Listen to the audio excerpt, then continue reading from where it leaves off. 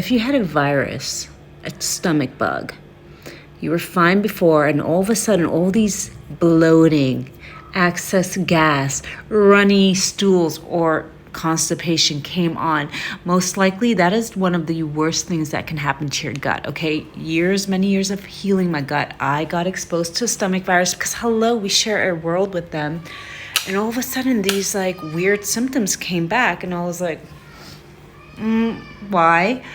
The thing that saved me, super cheap, it's a resin, it grows on a tree, it's called Mastigum. I took that with Slippery Elm for 10 days. I did it before night. I would do a teaspoon of each in almond milk, and I took it as a shot.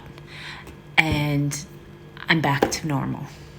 Because studies show that the Mastigum helps against 9 different microbial antibacterial microbes, H. pylori included, and the Slippery Elm will bring down the inflammation in your gut and coat the mucosa lining. So if you're having inflammation and you have runny stools, it will help that. And if you have constipation, if you're hydrating well, it will help that. So I just wanted to share a little tip that helped me and pass it along.